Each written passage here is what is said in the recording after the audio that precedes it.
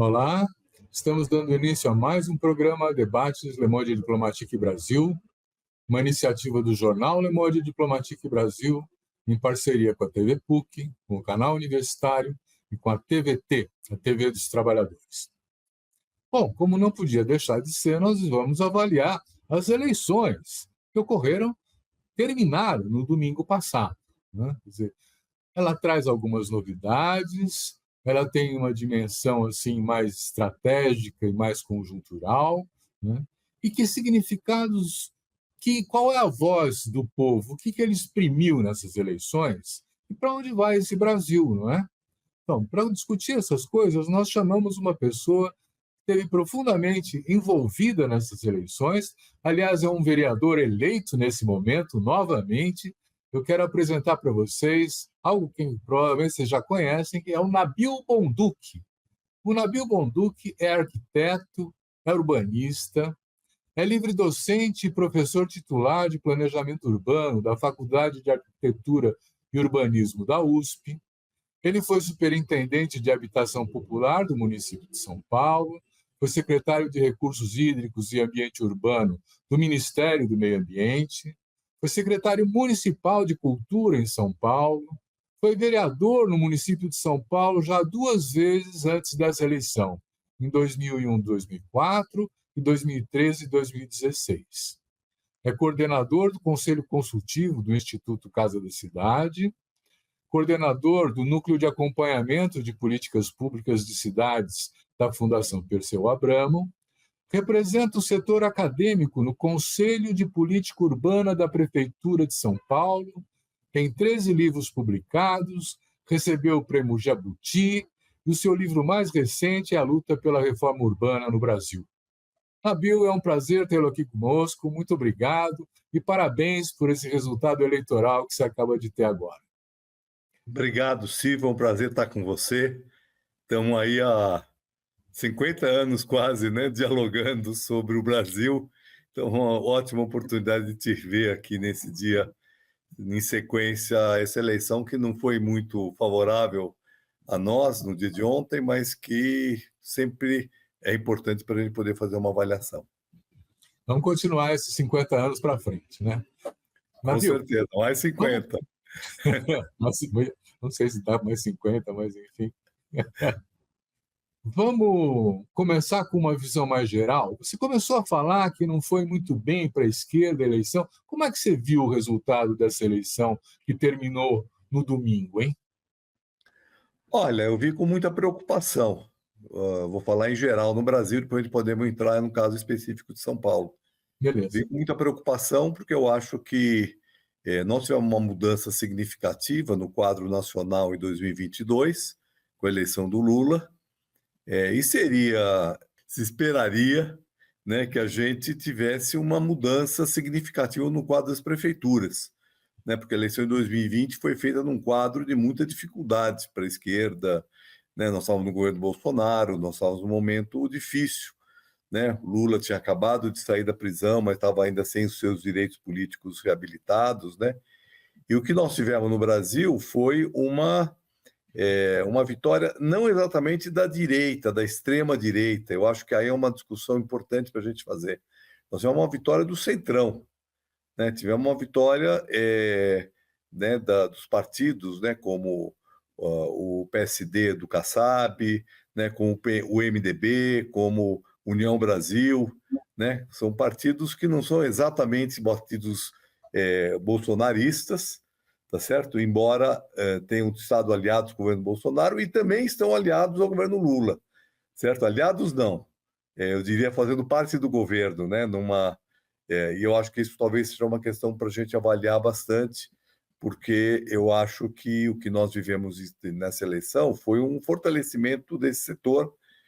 Isso também tem muito a ver com as emendas parlamentares, são partidos fortes no Congresso Nacional, né, e que utilizaram emendas parlamentares para fortalecer os seus candidatos a prefeituras, né, e também tivemos uma outra situação nas capitais, particularmente, o quadro no Brasil como um todo, não tem, mas nas capitais isso é claro, uma perspectiva de reeleição.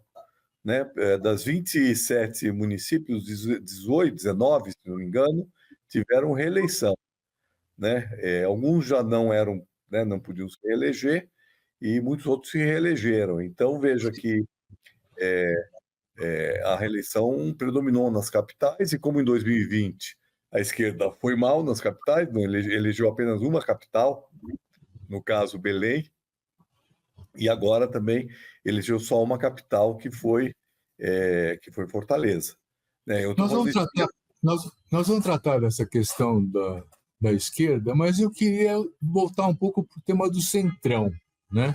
Quer dizer, se a gente imaginava que antes o diálogo era PSDB, por exemplo, PT nas disputas eleitorais, e a gente via o PSDB como centrão, esse centrão não se deslocou para a direita agora?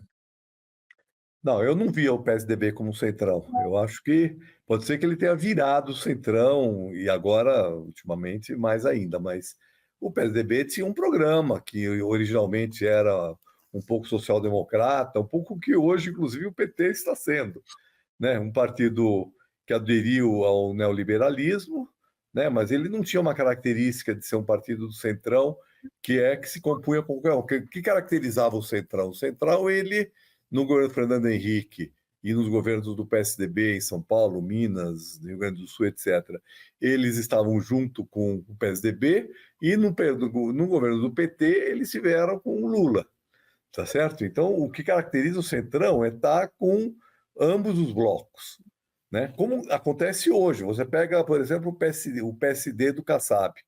Ele está no governo Lula, ele está no governo do Tarcísio, aliás, com muita força, e está no governo do Ricardo Nunes, tá nos três governos, né? O MDB, a mesma coisa. O MDB disputou com o PT aqui em São Paulo, né? Mas ele faz parte do governo Lula, né? E tem ministérios importantes, assim, muito caros a nós, né? Que é o Ministério da Cidade, por exemplo, né?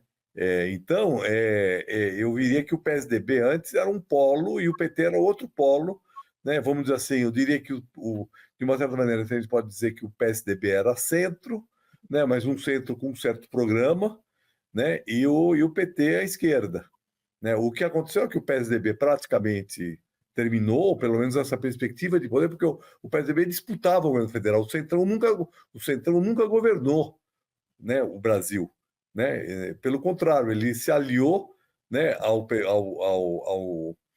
Fernando Henrique, se aliou ao Lula, a Dilma, e depois se aliou. Depois, talvez no Temer, o Centrão tenha assumido o governo, mas assumiu por vias do golpe parlamentar, né, de 2016, né, com o Temer, e depois quem se deslocou para a direita, né, vamos dizer assim. Na eleição de 2018 se deslocou, e aí se criou um novo polo, né, um polo da extrema-direita com um polo petista, da esquerda, da centro-esquerda, vamos dizer assim, né, que caracterizou a eleição de 18 com Haddad e a eleição de 22 com Lula, né? Então, a grande questão que está colocada agora para 2026, eu acho que essa questão importante que saiu dessa eleição, é para que lado o Centrão vai se colocar, né? Se ele vai ficar em cima do muro, esperando para ver o que acontece, se ele vai estar no bloco do Lula, se ele vai estar no bloco do Bolsonaro ou da direita que se forma, ou se ele vai tentar uma alternativa própria, né? O que, para isso, ele precisaria ter um candidato viável, e talvez ele possa ter um candidato, essa é uma possibilidade, um candidato da chamada, que poderia ser denominada extrema-direita, mas que dialoga com o centrão com força e não é tão ideológico como o bolsonarismo. Por exemplo, o Tarcísio, né? Antes da gente dar um passo à frente, eu queria fazer uma espécie de provocação para você, né? Que eu acho que o Lula conseguiu fazer uma estratégia magnífica de coalizões nessa última eleição em que ele conquista o terceiro mandato, né? Mas ele teve que fazer alianças com a direita, né? Então, quer dizer, eu não chamaria o governo Lula nesse momento de um governo de centro-esquerda. Eu chamaria mais de centro-direita, né? Quer dizer, e não é porque o Lula seja de centro-direita, é porque a colisão para vencer o bolsonarismo exigiu isso, né? Se nós definirmos dessa forma, Eu volto a pensar assim, a ideia que eu tenho é que o Centrão, que antes era mais fisiológico, era mais representante das oligarquias regionais, das políticas de Estado, dos governos de Estado, ele meio que se deslocou para a direita. E aí nós passamos a ter uma extrema-direita, que eu estou entendendo que você está nominando como direita. Né? É uma diferença real que a gente está pensando, ou você está se identificando Não, com essa ideia de que vamos, o Centrão agora mudou um pouco a cara, né? não, vamos relativizar o que você falou. Na verdade, a coalizão do Lula, a coligação do Lula, ele não era uma coligação de centro-direita. Porque, veja, muitos partidos, o MDB, por exemplo, teve candidata própria, junto com o PSDB, que foi a Simone Tebet. O PSD do Kassab ficou em cima do muro, não apoiou nenhum dos dois, né? Mesmo, né, os republicanos, sim, estavam junto com o Bolsonaro, né? Mas eu diria que se manteve ainda um bloco deslocado. Agora, uma coisa é a coligação do Lula, outra coisa é o governo do Lula. Porque como a configuração do Congresso demonstrou, né, uma fragilidade significativa dos partidos que apoiaram o Lula, e depois nós tivemos o segundo turno. O segundo turno já, né, nós tivemos aí já um deslocamento. Por exemplo, Simone Tebet foi fundamental para a eleição do Lula. Né? Lembrando que o Lula ganhou com 1%, 1,5%, né? O apoio da Simone Tebet foi firme, eu acompanhei bastante aquele segundo turno, em muitos eventos de campanha, houve, né? Aí eu concordo com você, que uma parcela significativa da centro-direita, ela apoiou o Lula. Agora, eu também não diria que o governo Lula é um governo de centro-direita, eu diria que talvez o governo Lula seja um governo de centro, né? Porque ele tem, por exemplo, setores do PT, tem até você tem a Marina, que é da Rede, que poderia chamar de centro-esquerda, tem até o PSOL que está dentro do governo, com, né, ministra dos povos indígenas, né, Uhum, o uhum. PT, etc. Então não dá para dizer que ele é um governo de centro-direita, né? Dá para dizer que ele é um governo de centro com alguns partidos de centro-direita, né, e outros de centro-esquerda. Agora, a outra questão que se levantou ela é importante. Né? O Centrão hoje ele é mais centro-direita do que ele era antes. Eu tenho dúvida em falar isso assim tão claramente. O que eu diria é que a sociedade hoje está mais para a direita, né? Não é tão. E aí, então, esse discurso, esses partidos, eles assumem um discurso mais conservador para, inclusive, se manter ali né, disputando com a direita mais ideológica, né? Que seria mais direita bolsonarista, fascista, né? E a estrito senso. Né? Então, e você vê que nessa eleição, a extrema-direita, quer dizer, o Bolsonaro apostou em eleger representantes seus e teve pouco sucesso em relação a isso. Né? Ele perdeu um confronto que foi importante, que foi o de Fortaleza, né?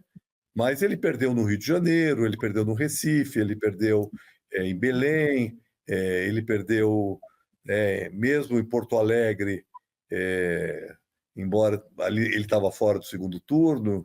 Em São Paulo, eu diria assim que o Ricardo Nunes não assumiu 100% o bolsonarismo, ficou meio em cima do muro, ele em alguns momentos ele teve que estender a mão para o Bolsonaro para evitar de não ir para o segundo turno, que ele estava ameaçado ali pelo Marçal, né? Mas eu diria que quem saiu forte dessa eleição, do meu ponto de vista, é um bolsonarismo moderado, tipo Tarcísio, né? Que na verdade não está no partido do Bolsonaro, embora ele seja bolsonarista, ele está no partido dos republicano, que é um partido desses do Centrão, né? Uhum. Então, eu diria assim que o Centrão saiu com muita força, mas tem que saber se ele vai efetivamente se colocar na perspectiva de disputar o poder, ou se ele vai ficar um pouco esperando para ver para poder pular para o barco vencedor facilmente, como tem feito em todos os momentos, né? Nós temos aí alguns outros fatores importantes, que é o fato do Bolsonaro estar inelegível. Isso pode abrir uma disputa se não houver um consenso no campo da direita e da centro-direita, pode abrir um campo de disputa, de vários candidatos ali naquele campo, né? O que talvez, se o Lula estiver bem, né, talvez abra a possibilidade de uma reeleição do Lula, mas com esse perfil que você está falando, de um governo, né? O que me preocupa é a questão do Congresso, né? Porque a gente sabe que as prefeituras têm um papel muito importante na eleição do Congresso. Então, nesse ponto de vista, né, o que essa eleição saímos dessa eleição com uma, né, uma perspectiva do Congresso em 2026 não ser muito diferente do que ele é hoje, ou talvez até ser mais ainda, né, voltado para o campo da direita, porque o PDT é um partido que praticamente hoje está com muita dificuldade, né, por conta do próprio Ciro Gomes, a confusão toda que o Ciro Gomes tem feito, né, já desde as eleições presidenciais e tudo. Então, o PDT está mal, né, o PSDB está muito mal, o Cidadania, que é o antigo PPS, etc., né, não elegeu ninguém também, né? Então, nós estamos numa situação, né, onde o PSB, que poderia ser um partido com uma expressão maior, também não está assim, não conseguiu reproduzir a força que o PSDB tinha, que poderia ser uma alternativa. Está certo que você continua com uma força importante em Pernambuco, né? João Campos se coloca aí como uma liderança importante, né? Mas eu olharia com bastante cuidado para o PSD, né? O partido do Kassab, que realmente hoje está com uma força muito grande. Elegeu o maior número de prefeituras, elegeu o prefeito do Rio, elegeu o prefeito de Belo Horizonte, está na coligação que elegeu São Paulo, né? Então, né, né, é uma força política hoje em ascensão. E o Kassab está no governo Lula, então estar no governo Lula também significa, né, ter muitas possibilidades de se fortalecer, né? E o PMDB também, o MDB também, que, né, quer dizer, com a eleição de São Paulo, com a eleição em Belém, né, elegeu várias prefeituras, tanto de capitais como é o segundo partido, quase empatado com o PSD, né? Então, né, eu acho que esses dois partidos aí saem muito fortes da eleição. Nabil, nós vamos fazer um pequeno intervalo e já voltamos, e eu quero tratar com você do que você falou da sociedade. Como é que a sociedade, se ela endireitou, se ela não endireitou, o que é que aconteceu? Vamos ao intervalo. Vamos lá.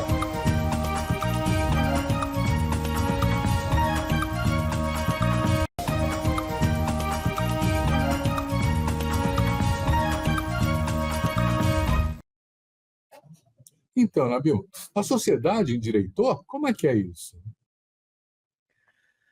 Olha, essa é uma análise aí que, né, nós vamos fazer a universidade, a academia precisa estudar mais para a gente poder avaliar. Eu acho que tem vários fatores aí que são importantes. A sociedade mudou. Primeira questão, né, muito claro isso aí, óbvio, né? A sociedade mudou, né? Se a gente pegar aqui a nossa geração, né, Silvio? A nossa geração lá nos anos 70, 80, né, nós tínhamos um movimento sindical forte, tinha um movimento popular forte, tinha uns intelectuais respeitados, né? Não vou dizer que eram fortes, eram respeitados, e tínhamos várias organizações de esquerda que vinham aí no histórico lá para trás. Então, o que nós tivemos aí? Nós tivemos um enfraquecimento enorme da classe operária, estrito sensu, de lá para cá, né? Com muitas mudanças em relação a isso. Nós tivemos um movimento popular que realizou muita coisa importante, teve um papel importante na melhoria, aliás, tanto o movimento sindical como o movimento popular. Nós tivemos muitas vitórias ao longo desse período, mas essas vitórias levaram a que aquela situação, né, que nós tínhamos lá nos anos 70, 80, até 90, na cidade mudasse muito. Então, eu tenho a felicidade, assim como você, de ter acompanhado, né, a cidade, principalmente São Paulo, ao longo de 50 anos quase, né? 50 anos, né? Acompanho. E a periferia de São Paulo hoje é muito diferente da periferia daquela que a gente conheceu nas nossas pesquisas dos anos 70, dos anos 80, né? Hoje a periferia de São Paulo, ela tem, vamos dizer assim, embora se fale muito de precariedade, de condições, de todo tipo de condição, isso é assim, é relativo, né?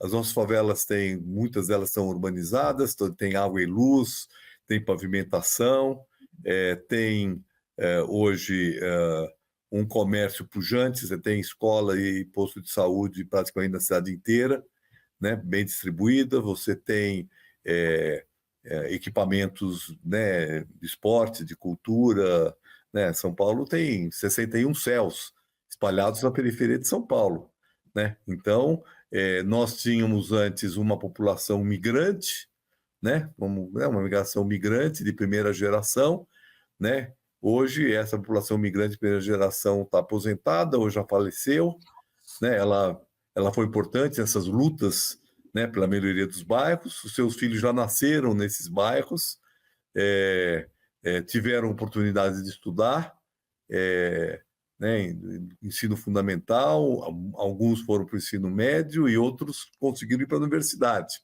certo? Inclusive em função das políticas afirmativas do governo Lula.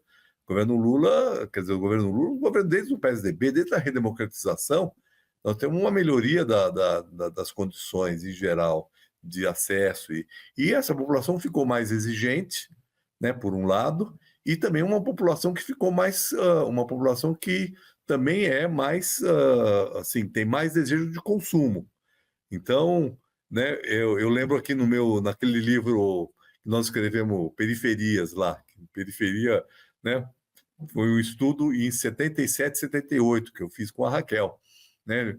O que eu colocava lá? A maior aspiração de uma família operária é ter uma casa própria que ela, né, foi autoconstruindo e colocar os filhos para estudar, certo? Essa é a aspiração máxima. Então, essa população, de alguma maneira, conseguiu, né, fazer isso. E aí, então, esses jovens, ele tem outras expectativas, outros desejos de consumo, né? Não tem mais o mesmo tipo de emprego que tinha antes, tem outro tipo de emprego ou trabalho, né? Ou oportunidades, né? Vai buscando essas oportunidades. Nós temos uma mudança fundamental na questão da comunicação, da internet, etc. Então, também, bom, a sociedade mudou muito, então os meios de informação tradicionais, os jornais, mesmo a televisão, perderam força para a internet. Então, nós temos aí uma outra sociedade, né? É engraçado porque esse fim de semana eu tive, no sábado, né? Saí da passeata lá do Boulos e fui, né, na Igreja Ortodoxa comemorar não, a minha irmã, ela faz parte da diretoria de uma associação beneficente sírio-libanesa, que faz 100 anos. E aí se falou um pouco da história dessa associação, né? E o que a associação fazia? A associação, quando foi criada nos anos 20 do século passado, ela fazia o atendimento dos filhos libaneses, recém-chegados, imigrantes, distribuía a cesta básica para as famílias que estavam chegando, né? Fazia uma assistência para... Né? E aí a gente foi conversando, quer dizer, na verdade, essas famílias de lá hoje são as famílias de classe média hiperconservadora, né? Tinha muita gente lá que tinha votado em mim, né? Porque eu sou da colônia, por causa da família, etc. Mas não queria nem ouvir falar do Boulos, certo? E falava assim, não, eu gosto de você, votei em você, mas o seu partido, certo? Essas famílias eram famílias pobres há 100 anos atrás, certo? Né? E aí essas famílias, né, esses imigrantes foram enriquecendo pelo comércio, assim como a minha família, né? Foi se enriquecendo através do comércio, né? Os filhos estudaram, uns são engenheiros, outros têm construtora, outros são médicos de hospitais aí conhecidos, Então, quer dizer, aquele perfil que era um perfil popular de um século atrás, já não totalmente, já faz um bom tempo, não é mais, né? É o que a gente chama da classe média, né? Que o pessoal fala da elite, aliás, tem um equívoco, a esquerda tem vários equívocos, né? Que a gente precisava corrigir. Vamos falar assim da elite branca, etc. Essa população que veio imigrante não tinha nada de elite, certo? Sofria preconceito. Eu mesmo sofria preconceito no Dante Alighieri, quando eu estudei no Dante Alighieri, né? Tipo, era o turco, né? Você tinha um preconceito, né, das famílias tradicionais, aquelas que são escravocratas de verdade, porque essas famílias migrantes não são não tinha nada a ver com escravidão no Brasil, elas vieram fazer América, etc. Então, eu só estou citando esse exemplo, porque como é uma coisa mais distante, é mais fácil de ver como Você que está dizendo que as famílias se transformaram em aquelas que defendem a sua condição conquistada, num certo sentido, em famílias conservadoras, né? Isso, não, famílias totalmente conservadoras hoje, né? É a classe média. É claro que dentro dela também tem um perfil de gente que estudou na universidade, etc., que é mais progressista, dentro desse setor da chamada classe média, né? Que veio desse processo. O que eu estou querendo chamar a atenção é que, dependendo da posição que a pessoa tem na sociedade, vai mudando os desejos, as perspectivas. Então, uma coisa era um operário de fábrica, né, que morava num lote que ele construiu, que ele autoconstruiu a casa, ficou construindo, para falar de movimento para reivindicar água, luz no lugar dele, escola, etc. Agora, tem um filho dele que, de repente, consegue ter uma outra possibilidade de acesso à informação, ao estudo, e que tem outra perspectiva de outro desejo. E eu acho que a grande questão, se você chamasse da esquerda, né, a visão que quer, que busca, né, garantir direitos, garantir igualdade, nós temos que, nessa nova perspectiva da sociedade, construir uma agenda que dialogue com a realidade dessa população. E eu acho que esse é o desafio da esquerda. Então, essa população endireitou. Não sei se você viu os resultados da eleição de ontem, né? Assim, por bairros, né? Por bairros em São Paulo. Né? Mas no detalhe, não naquele mapa que diz que o Bolo O ganhou. Boulos só ganhou em 2 distritos eleitorais, né? Ele ganhou em 3 distritos eleitorais, mas não é isso que eu estou falando. Eu estou falando assim: você pega a eleição de 2020 e a eleição de 2024, onde o Boulos cresceu e onde ele diminuiu. Ele cresceu no centro expandido. Ele cresceu exatamente nas áreas onde eu fui melhor votado. E ele caiu nos bairros periféricos. Então, de duas uma, ou o discurso dele não cola com os trabalhadores, ou houve uma perspectiva mais conservadora nos bairros periféricos, ou a direita também, principalmente por ela ter tido, né, o governo, direita não vou dizer, o governo Nunes, pelo fato de ter mais recurso, conseguiu atender melhor algumas questões que dialoga com essa população periférica, né? Que a gente também avalia, eu acho que a campanha do Boulos avaliou talvez um pouco insuficientemente essa questão, né? Seja por pequenas obras feitas na periferia, o asfalto, que nós todos consideramos o asfalto uma coisa horrorosa, né? Porque, né, vai contra a mudança climática, vai contra um monte de coisa, mas muita gente que usa carro e na periferia, que você tem carro ferrado, carro velho, etc., faz diferença um recap de rua, né? Você tem questões que também ele também olhou, não dá para a gente desconsiderar isso. Por exemplo, ele criou os armazéns, acho que chama armazéns solidários, que vende produtos alimentícios uma barateira, que é uma cópia do sacolão da época da Erundina. A Erundina criou sacolões e eles copiaram uma coisa parecida. Então, teve um conjunto de intervenções que a direita aprendeu também muito com a esquerda em termos de programa. Claro que faz isso de um jeito, muitas vezes, com superfaturamento. E aí o Ricardo Nunes teve também uma oportunidade de ter um orçamento muito maior do que o que nós tivemos no governo dos governos de esquerda, né? E por mais mal utilizado que foram esses recursos, eles devem ter feito uma diferença para as pessoas. Por que a periferia de São Paulo hoje votou muito mais no Nunes do que num candidato que, teoricamente, responderia melhor às suas necessidades e seus direitos. Então, agora, nós precisamos estudar bastante, né, esse perfil dos pobres da cidade, vamos chamar assim, dos setores mais explorados da sociedade, estudar melhor para a gente poder, inclusive, construir as agendas que respondam a isso. E aí tem um outro recorte que eu não falei aqui, mas que é importante também, que é a questão do crescimento das igrejas evangélicas, das teorias da prosperidade, e da pauta de costumes, né? E a esquerda ficou muito edificada, e aí eu acho que o PSOL mais ainda, né? Uma coisa que todo mundo... A gente pode falar assim, a esquerda, PT e PSOL é a mesma coisa, mas o PSOL é mais caracterizado como um partido que responde a determinadas expectativas e segmentos minoritários da sociedade em relação a questões de costume. Nabil, então, nós vamos fazer outro intervalo, mas antes eu vou colocar outra questão, né? Nós tínhamos antes um cinturão do ABC, que era um cinturão vermelho. Nós tínhamos a Zona Sul, que era toda vermelha também de São Paulo, né? E hoje em dia essas cores foram embora. Quer dizer, então, não, é isso que eu estava falando. É disso que nós estávamos falando, mas esse tipo de questão não diz só relação ao bem-estar, fala também da política, né? E eu queria depois perguntar isso para você. Nós vamos fazer um segundo intervalo e você já responde.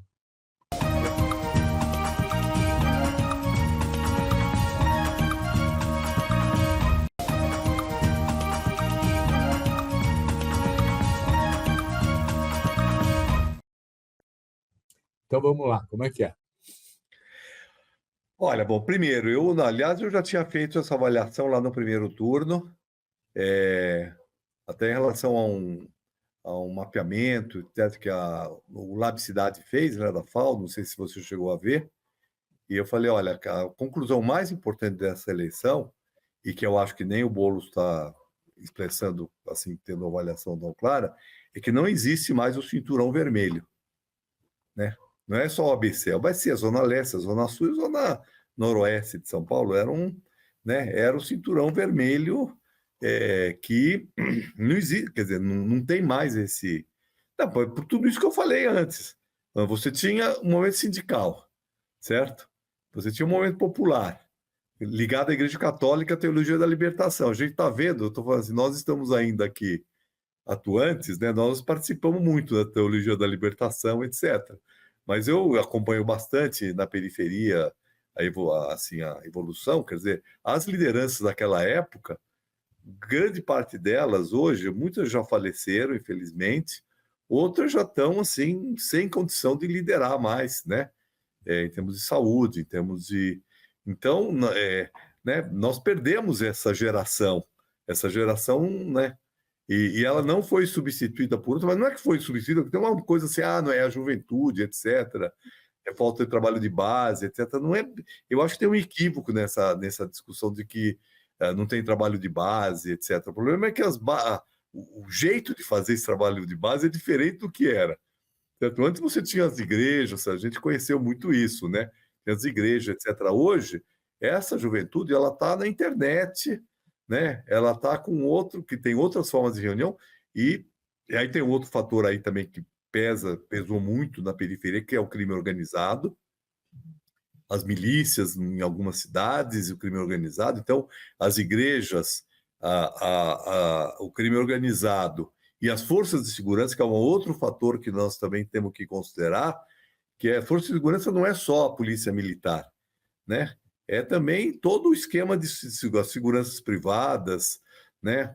A guarda municipal, e toda a preocupação, a questão da segurança, a questão da violência urbana virou um tema importante. Então, são temas, essas questões todas, elas são muito, muito pouco, são muito pouco trabalhadas pelo discurso da esquerda, né? Então, eu acho assim, a igreja pega na questão de costumes, certo? A igreja evangélica, sobretudo, mas a católica também, não vamos esquecer que o Ricardo Nunes, eu fui colega dele na Câmara, O Ricardo Nunes é um cara da Igreja Católica, não é da igreja, não é evangélico. Mas na época do governo Haddad, né, ele foi um dos caras que criou uma articulação de vereadores cristãos, que envolvia tanto evangélicos como católicos, né, católicos conservadores, certo? Então também tem essa mudança na Igreja Católica que a gente, inclusive as últimas pesquisas davam o Nunes ganhando, não só entre os evangélicos, mas também entre os católicos, né? O que não acontecia na eleição do Lula, né? Porque no Lula você tinha os católicos eram mais Lula e os evangélicos eram mais Bolsonaro, né? Então, Viu?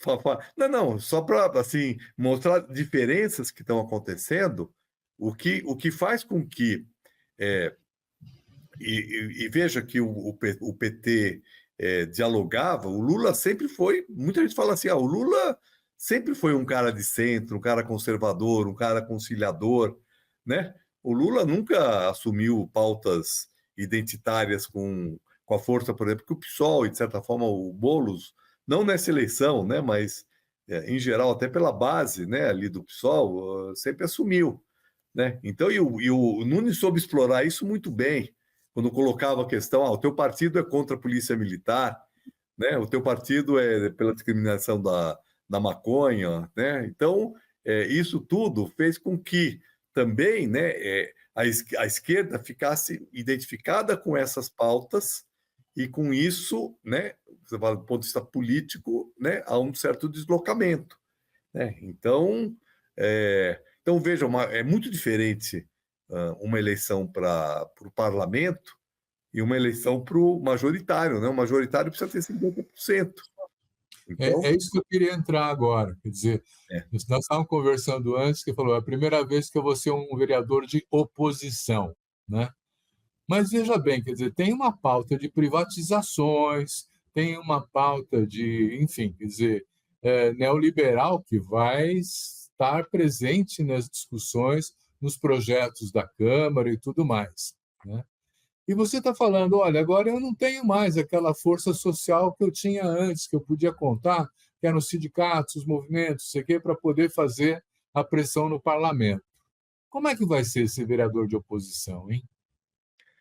olha, eu vou fazer primeiro um trabalho de fiscalização, certo? Inclusive em relação às concessões. As concessões, elas têm inúmeras irregularidades no contrato, né? Em relação ao contrato, que já é um contrato muito desfavorável para o interesse público, mas mesmo assim, então você pega, por exemplo, a concessionária do Pacaembu, ela faz um monte de coisa sem autorização, né? Inclusive eu denunciei, não sei se você acompanhou os meus vídeos na internet, no Instagram, né? Eu fiz um trabalho bastante assim de denúncia de situações, tanto de superfaturamento de obras e de serviços e de compras, como de irregularidades na ocupação, no uso e ocupação do solo, né? Como irregularidades nas concessões. Então, uma coisa com certeza vai ser, né, fiscalizar, né, questionar, né, novas concessões, por exemplo, eu vou me opor e aí ó, o que nós vamos fazer? Uma oposição qualificada, né? Quer dizer, ir ao fundo dessas, né, dessas questões, porque não é só a gente fazer um discurso contra, né, em Não, abstrato, né, assim, sou contra privatização, etc. Não temos que ir. não é nem abstrato, nós temos a Enel aí para resolver esse problema, né? Pois é, tem uma Enel que já mas a Enel é um caso mais grave, né, e mais amplo, né, porque essas coisas que nós temos aqui em São Paulo são todos espaços públicos, né? Então você pega o Pacaembu. Aliás, eu publiquei ontem, no dia da eleição, né, um vídeo que eu fiz no Ibirapuera, né? O Ibirapuera tem muita gente lá da elite que frequenta o Ibirapuera que está feliz com a privatização, porque o parque está mais limpo, tem lugar, o banheirinho tá bem, o banheiro está bem tratado, tem papel higiênico, está limpo, tá certo? Quer dizer, só que o que acontece? Ele virou assim, primeiro, você tem só restaurantes de luxo, que exclui a população de baixa renda, e tem áreas cercadas, por exemplo, para fazer shows cobrados, né? Então, é uma pauta que nós temos que, né, questionar. Então, eu vou ser propositivo, né? E eu acho que nós temos que construir uma... e aí é uma questão política, como você estava falando antes, nós temos que construir pontes com essas novas organizações que existem na cidade, né?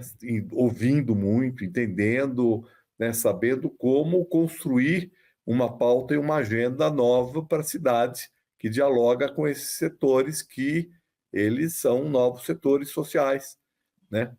Eu estava escrevendo um artigo outro dia, né? Até escrevi assim, parafraseando Eder Sader, né? Nosso amigo, né? É, e até eu falei, pô, isso daria um ótimo título, né? Eu escrevi lá no meio do artigo, né? Mas é quando os velhos novos atores saíram de cena, né? Então, os novos atores, que foram aqueles que fizeram a redemocratização, esse processo todo de avanço entre a periferia, esses atores só saíram de cena, né? E estão entrando outros atores.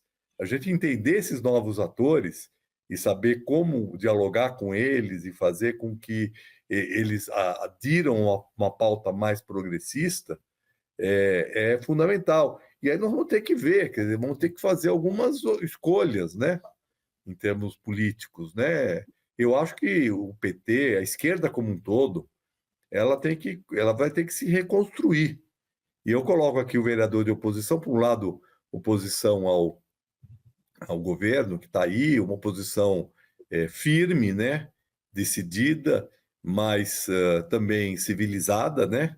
Quer dizer, né, porque eu acho que nós temos que o parlamento e o executivo, a gente tem que fortalecer a democracia, tá certo? Porque também tem outro fenômeno que está acontecendo, e você vê pela altos níveis de abstenção, voto nulo, branco, etc., que superou o número. Se somar a abstenção, voto nulo e branco, supera o voto do Ricardo Nunes, que teve 60% dos votos válidos, né? Então, por aí você vê aí a força disso, e tem forças que são contra a democracia, né? O que o Marçal fez, né, é desmoralização da democracia. O que o Bolsonaro tem feito, né, de uma maneira geral, do seu governo, etc., né? Então, eu acho que assim, fazer uma oposição responsável, uma oposição assim, que dialogue no âmbito, né, da disputa democrática é fundamental, né? Porque, né, o governo foi eleito, ele tem legitimidade, tem que ser respeitado, embora suas políticas devem ser, né, questionadas quando não são as corretas. E se são corretas, ele tem que apoiar, não tem, né?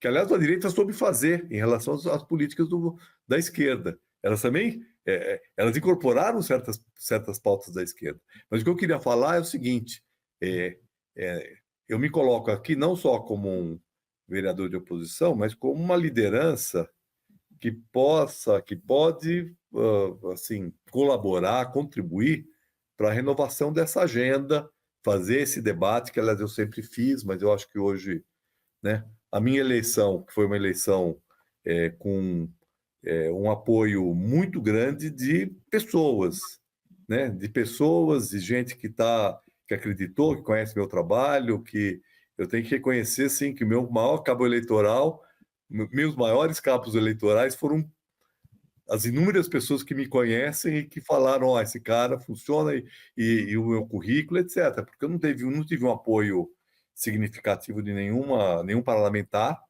né?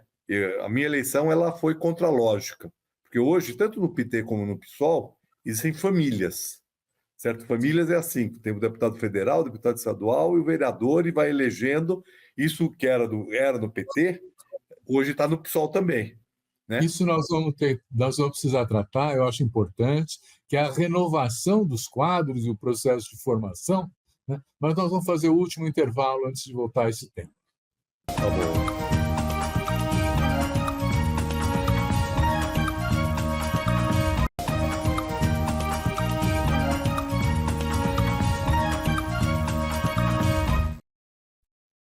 Então, Nabil, nós tivemos uma ação muito efetiva, né, nos governos mais progressistas, aqui na cidade de São Paulo, Brasil também, da extensão dos serviços públicos. melhor saúde, melhor educação, programas de moradia, de assistência social, Bolsa Família, até tarifa zero no domingo, tal, né? Mas a gente não vê processos de empoderamento, em processos de formação de cidadania, processos que valorizam a participação do cidadão no processo institucional, nos mecanismos institucionais, na democracia que nós temos. Como enfrentar isso, hein? Olha, essa é uma excelente questão, viu? Porque pega aqui em São Paulo, não é que as instâncias de participação deixaram de existir, né? Eu, por exemplo, sou membro, né, represento o setor acadêmico no Conselho Municipal de Política Urbana, que foi criada pelo plano diretor da Marta e depois foi revisto no plano diretor do Haddad, né? É uma instância de participação. Temos um conselho de habitação, temos um conselho de saúde, temos conselhos participativos nas subprefeituras, né? O que acontece é que o executivo dá pouquíssima bola para esses conselhos. Temos conselhos gestores de parques, né? Que eu fui um dos autores junto com o Néder, saudoso vereador Néder. Então nós temos muitas, né? Nós temos muitas instâncias de participação, mas elas não funcionam, né? Esses conselhos eles vêm daquela luta pela democracia participativa, né, que era uma luta importante lá da redemocratização, né? Agora, a maneira como o poder na mão desses conselhos é uma questão hoje bastante discutível. Muita gente, inclusive, desanima, né? Mas eu acho, viu, Silvio, que nós vamos precisar, uma das atuações né, na Câmara que eu quero ter, é no sentido de fortalecer essas instâncias, trabalhar para fortalecer essas instâncias e cobrar o executivo, né, de respeitar, porque o grande problema é esse, é que as instâncias existem, mas elas não são respeitadas, o poder de decisão delas, o poder deliberativo delas é muito pequeno, e isso vai gerando também. E depois tem outro problema. A gente, assim, muita gente cansa, né? Cansa dessa participação, porque são Estamos falando da vários. renovação dos quadros, tal. Mas eu queria lembrar que os conselhos tutelares, por exemplo, foram muito disputados, né? A igreja evangélica, a direita, assumiu o controle de muitos conselhos tutelares na cidade de São Paulo, com a pauta moral, de valores deles. Não estão tão interessados nas políticas públicas, estão interessados em defender a sua pauta moral, né? Mas veja que começou a existir, mesmo nos outros conselhos, uma disputa maior, né? Não sei quando você está acompanhando, o conselho tutelar é total, né? Seja pela pauta moral, seja porque são remunerados. Também tem isso, né? Como o conselho titular é remunerado, muda de figura em relação aos outros conselhos que são voluntários.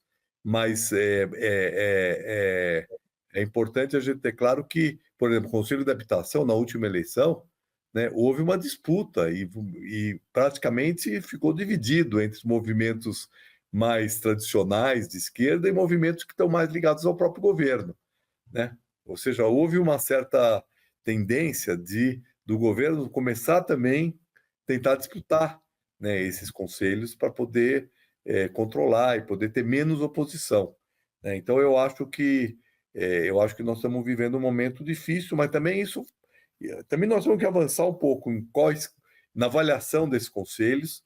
Tem gente, por exemplo, que acha que esse conselho não serve para nada, no grupo da esquerda, né? Eu tenho visto esse discurso, né? Não serve para nada, etc. Então, eu acho que. Então, quais são? E nós não temos. Quer dizer, tem muita gente que critica esses conselhos, estou falando da esquerda, né? Mas também não apresenta alternativa. A alternativa é uma ação direta, muito genérica, muito. Né? Que se joga muitas expectativas em cima de uma possibilidade de participação direta, que de fato ela também não tem resultados significativos, né? Então eu estou bem preocupado realmente com a conjuntura geral do país. Agora, a gente nem falou muito aqui, mas Eu acho que deveríamos ter só mais 2, 3 minutos, né? Na verdade, é o seguinte, Silvia, aí é uma discussão, não é um problema do Brasil, né? É um problema, né, do planeta, né? O problema da, né, a pauta, né, a pauta de esquerda, né, no planeta como um todo, etc., ela está, né, a esquerda, é, onde ela assumiu governos, ela acabou virando um pouco, e isso aconteceu aqui no Brasil também, virando parte do sistema, e quem está sendo disruptivo, né, é a direita. É a direita que está questionando a globalização, que questionou a globalização, questionou a ordem internacional, tem questionado uma série de pautas que o sistema, de alguma maneira, vem assumindo, a própria pauta climática, né? O negacionismo da direita, né? É um negacionismo disruptivo em relação aos sistemas, né, e a visão predominante. Então, né, tá certo que a direita também não é esse fantasma todo, né? A gente viu, né, ela avança, mas ela não consegue ganhar as eleições em todos os lugares, aqui mesmo, né? Né? Agora, tem algumas pautas de direita que vão sendo assumidos pelo que seria uma centro-direita, um centro, e aí tem uma questão do neoliberalismo, né? Que né, a gente vê o mundo todo com concentração cada vez maior de renda, as grandes corporações comprando as empresas menores, as corporações né, de informação, né, né, como Google, Meta, etc., né, tomando conta né, do planeta em termos de... Né, quem ganhou muito nessa eleição foi a Meta, né, porque, né, impulsionamento na internet, você vê que comercialmente isso já... Né, e é impressionante, e dependendo de como... E a lógica deles é uma lógica que a gente não controla, É né? verdade. Você pode dizer, o jornal fulano de tal está indo para a direita. A lógica deles é invisível, né? Os algoritmos, etc., eles são invisíveis. Então, ao serem invisíveis, eles, de certa forma, não, né, não têm transparência, né, nesses Não processos, podem ser cobrados, tal, né? né? Eu vejo aí, então, uma situação realmente muito preocupante em termos planetários, e isso em crise climática, em guerra né, se aprofundando no mundo, né? A perspectiva, né, assim, é preocupante, né, em nível mundial, planetário. Nós vamos ter muitos refugiados ambientais, né, refugiados climáticos.